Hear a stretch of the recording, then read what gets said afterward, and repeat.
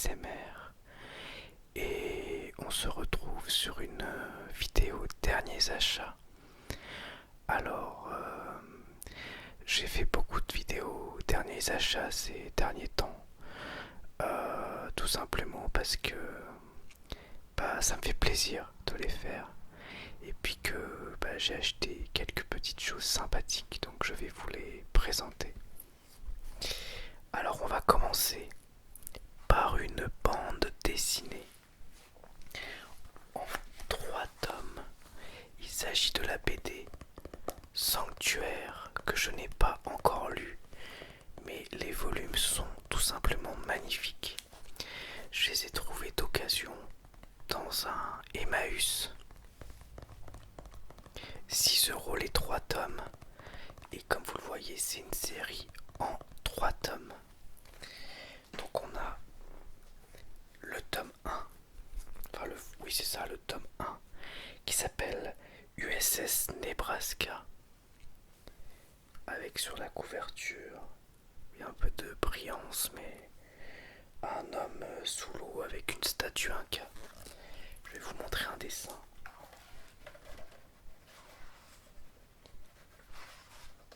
Donc c'est aux éditions Humanoïdes Associés. C'est une très belle BD. Voilà un petit peu à quoi ça ressemble. Bon, je suis désolé, j'ai le micro dans le cadre, mais je peux pas faire beaucoup mieux. Ensuite, on a le tome 2 qui se nomme Le Puits des Abîmes. Encore magnifique couverture, avec un homme dans une espèce de faille avec de l'eau. Cette fois, une couverture bleue. Et le troisième tome, qui se nomme Mouse ou Mouth, je sais pas trop la prononciation, avec un espèce de zombie, si on peut dire ça comme ça. Je vais vous remontrer des dessins. Ça va faire un peu de page turning en même temps.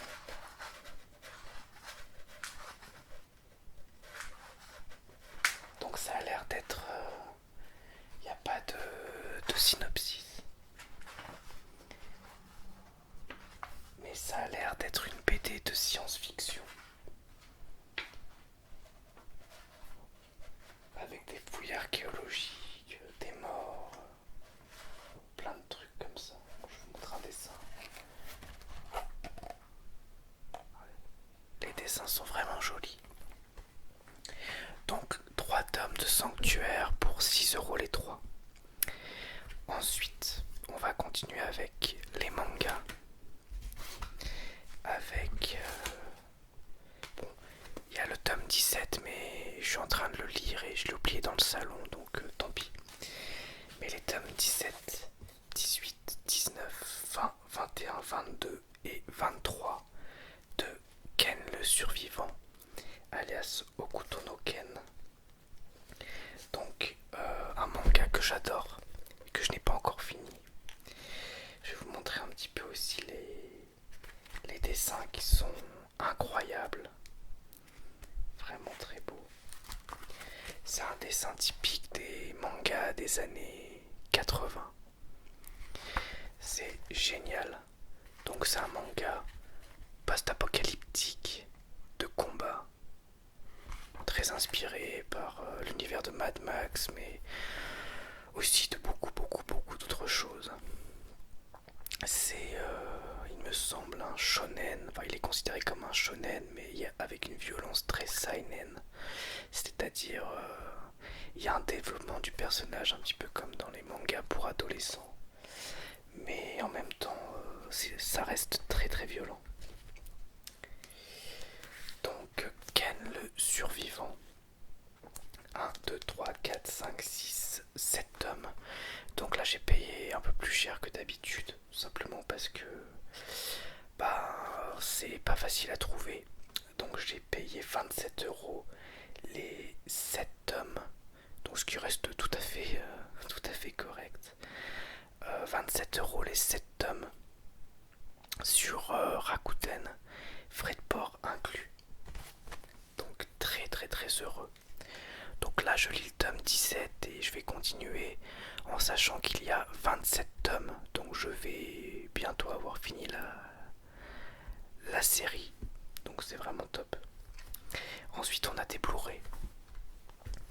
Alors, on va commencer par un pack de 2 Blu-ray que j'ai acheté dans les magasins Nose. 2,99€ les deux. Donc on a Lord of War. Malheureusement j'ai voulu le regarder hier soir mais il ne se lisait pas dans la PlayStation 4. Donc je pense qu'il a un défaut. J'ai regardé sur internet et il semblerait que ça fonctionne sur la PS3. C'est un problème de gravure. Ma PS3 je l'ai prêtée donc je vais attendre de la récupérer pour regarder le film. C'est un film que j'aimais beaucoup quand j'étais plus jeune. Je l'avais en DVD. Et sur le trafic d'armes. Voilà, c'est un très bon film. Et sans doute un des derniers bons films avec Nicolas Cage. Et ensuite on a un film un peu plus moyen. Je dirais ni vraiment mauvais, ni vraiment bon. Il s'agit de Prédiction, que j'ai regardé hier soir. Et donc c'est un film catastrophe sur une petite fille dans les années 50 qui laisse un message codé à destination d'un autre enfant, en gros, plus tard, 50 ans plus tard. Et le père de cet enfant, c'est Nicolas Cage. Il est numérologiste, un peu comme par hasard. Et il se trouve que le message qu'elle a laissé, c'est des prédictions de catastrophes qui vont arriver par la suite. Et dans ces catastrophes, il y a carrément la fin du monde. Donc je suis mitigé pour ce film. Je vais dire que la première moitié du film est vraiment pas mal. Et la deuxième moitié du film est moins... Enfin, vers la fin, c'est moins bon. Tout simplement parce qu'il y a une résolution des choses qui est un petit peu... Ça part un peu loin. Il y a beaucoup de facilité scénaristique. Et il y a tout un délire en fait que je peux pas vous dire sans vous spoiler, mais qui est un peu moyen. Cela dit, j'ai beaucoup aimé les scènes de catastrophe, les scènes, notamment il y a un crash d'avion super impressionnant. Il y a plein de scènes en fait vraiment impressionnantes, des accidents, etc. Un accident de métro, d'attentat, etc. C'est très réussi.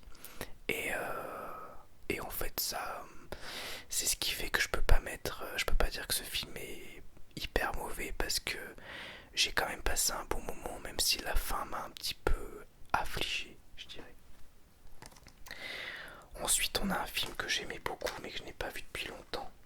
Il s'agit du film The Fall, qui est je sais pas trop comment dire, un film un peu avec une fille qui est hospitalisée, un homme qui lui raconte plein d'histoires qu'il aurait apparemment vécues. Et ces histoires nous sont montrées sous forme cinématographique. Et c'est vraiment très bien. Et c'est un film qui fait verser sa petite larme. J'en ai un très bon souvenir, mais je ne l'ai pas encore revu. Donc je peux pas vous en dire beaucoup plus. Alors, ce film-là, 1,50€ à Nose. C'était quasi donné. Ensuite, 1,99€, toujours à Nose. Il s'agit de Mission avec Robert De Niro et Jeremy Irons. Donc film que je n'ai pas vu non plus, mais qui est culte, qui est considéré comme un très très très bon film, qui a des très bonnes critiques. Donc c'est un film sur... je vais vous lire un peu le synopsis. Mission est un film épique qui met en scène un mercenaire et un homme d'église qui s'unissent pour protéger une tribu indienne d'Amérique du Sud d'un assujettissement brutal orchestré par les empires coloniaux du XVIIIe siècle. Voilà, c'est juste ça. Mais ça a l'air assez dingue et je pense que je vais le regarder très bientôt. Donc en plus je l'ai eu vraiment, il était donné puisque je l'ai eu à 1,99€, 9 dans les magasins Nose encore une fois. On va dire que Nose ça devient mon fournisseur officiel de Blu-ray. Avant il y avait beaucoup de nanars, mais plus on avance, plus il y a des bons films. Ensuite, toujours à Nose, que j'ai payé 2,99 €, un film d'animation français que je voulais voir depuis longtemps. Il s'agit de The Prodigies. Donc The Prodigies, c'est donc comme je disais un film d'action français avec une esthétique, comme vous pouvez le voir, assez particulière, qui m'a un peu perturbé, puisque à la fois par stylisation et par manque de budget, il y a un côté très plastique, très plat sur les personnages, qui fait que c'est compliqué de leur mettre des émotions et de faire passer des émotions. Et j'ai trouvé aussi que que la psychologie des personnages, des enfants, restait assez sommaire. J'ai trouvé ça un peu dommage. Alors en gros, qu'est-ce que c'est The Prodigies? C'est un homme qui est, je sais plus son nom. Oui, j'ai oublié. Mais donc c'est un homme qui a été recueilli par une espèce de sonde parce qu'il a des pouvoirs mentaux et qui trouve 5 enfants qui ont aussi des pouvoirs mentaux. Et il va y avoir un lien qui va se créer entre eux et il va arriver quelque chose de dramatique à ces enfants qui va faire qu'ils vont vouloir se venger du monde et il va y avoir plein d'autres choses après, etc. etc. Avec une histoire de pouvoir et de... un petit peu à la Scanner si vous avez vu. Je peux pas dire que c'est un mauvais film, il y a plein de bonnes choses dedans. L'animation en fait est particulière. Il y a des choses que j'ai trouvées très belles et il y a des choses que j'ai trouvées très laides. Et c'est un peu ce contraste là qui fait bizarre en fait. Mais bon, il faut soutenir le cinéma français et surtout le cinéma français qui prend des risques. Et pour le coup, c'est un film qui a pris des risques, qui a un message et une vision des choses et je trouve ça très bien.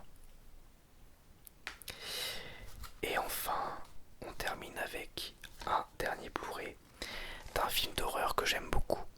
Il s'agit de Sinister, que j'ai revu d'ailleurs il y a 2 jours. Donc c'est un film d'horreur que j'aime beaucoup, où il y a un écrivain qui écrit des choses sur des meurtriers, qui s'installe avec sa famille dans une maison où il y a eu beaucoup de meurtres. Et il va y trouver des films des différents meurtres, les regarder, et il va se passer plein de choses qui font peur. Voilà. Donc l'acteur principal qui joue d'ailleurs très bien ici, c'est Ethan Hawke, que j'aime bien. Et c'est vraiment un film qui fait assez peur et qui a une ambiance assez unique aussi, hein, avec l'utilisation des films en 8 mm, etc. Il y a des bonnes choses. Et j'ai bien aimé le revoir, même si j'avais un meilleur souvenir de la fin. Et la fin m'a fait enlever quelques points au film. C'est-à-dire dans ma tête, c'était un film qui valait les 16/20. Et aujourd'hui, c'est un film qui vaut plutôt les 14/20, je dirais. Ça reste un très bon film. Et j'ai vraiment frissonné par moments. Donc par la suite, j'ai regardé Sinister 2 qui se trouve sur Netflix. Et par contre, je l'ai trouvé très mauvais. Et j'ai trouvé qu'ils avaient gâché le potentiel du premier. Tout ce qui faisait la force du premier a été loupé dans le 2. Donc c'est un petit peu dommage. Mais bon, c'est comme ça. Donc voilà pour cette vidéo derniers achats. Je fais encore une fois une vidéo un petit peu courte, mais voilà, je manque un peu de temps. Je vous remercie beaucoup. N'hésitez pas à aller voir la vidéo sur Shape of the World, puisqu'elle n'a eu que 500 vues pour l'instant. Et j'en suis assez content. Donc ça me ferait vraiment plaisir si certains d'entre vous allaient la voir et un petit commentaire dessus. Merci encore pour votre soutien. Je suis vraiment heureux de tenir cette chaîne et de continuer à pouvoir faire des vidéos et échanger avec vous malgré ma vie de famille un peu mouvementée. Et je vous dis à bientôt pour une nouvelle vidéo ASMR. Au revoir, merci à tous, au revoir.